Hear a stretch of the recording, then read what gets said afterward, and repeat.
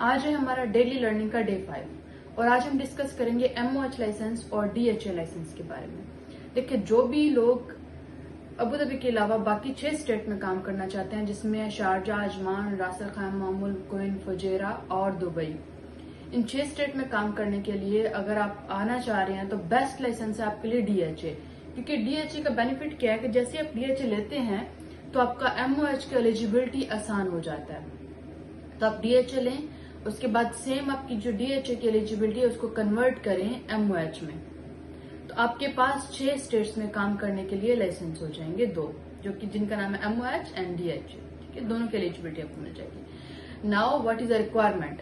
तो same requirement है almost सबकी, लेकिन इसमें एक डिफरेंस ये है कि आप डाटा फ्लो एग्जाम पास करने के बाद कर सकते हैं। यानी कि आप अपने एलिजिबिलिटी चेक करें, एलिजिबिलिटी अगर आप एलिजिबल हैं एग्जाम के लिए तो पहले एग्जाम दें और फिर डाटा फ्लो करें।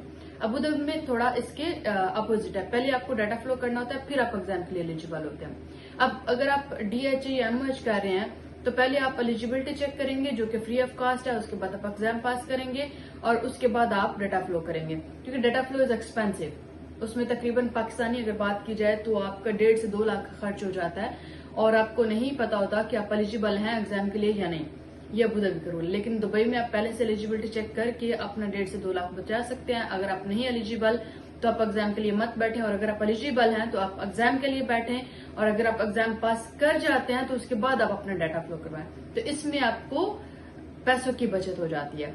अच्छा, डॉक्यूमेंट्स कौन कौन से रिक्वायर्ड हैं? सेम डॉक्यूमेंट्स रिक्वायर्ड हैं सारे स्टेट्स के लिए, जिसमें सबसे पहले है आपकी एजुकेशन डिग्री, जो कि MBBS, BDS, आपकी फार्मेसी की डिग्री या फिर आपकी फिजियोथेरापिस्ट की, जो भी आपका मेडिकल प्रोफेशन है उससे रिलेटेड डिग्री। उसके बाद आपके अपने होम कंट्री में रजिस्ट्रेशन के बाद 2 साल का एक्सपीरियंस लेटर, आपका गुड स्टैंडिंग सर्टिफिकेट, पासपोर्ट और passport size photo. These are the requirements to sit for exam. And if you will pass DHA, you will be eligible to work in 6 states except Abu Dhabi.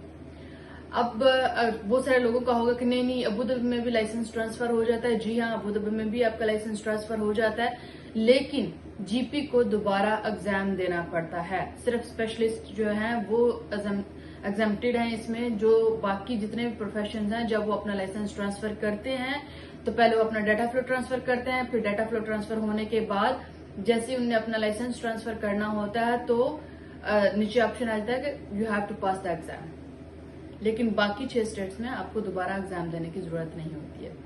तो hope ये series आपके लिए beneficial है। अगर आपको इनसे फायदा हासिल हो रहा है या आप इसमें डेली कुछ ना कुछ नई लर्निंग कर रहे हैं तो हमारे इस चैनल को सब्सक्राइब करें और लाइक का बटन दबाएं, ताकि हमें भी एक मोटिवेशन मिलती रहे और हम आपके लिए डेली नई एजुकेशनल वीडियोस लेके आए। Thank you so much.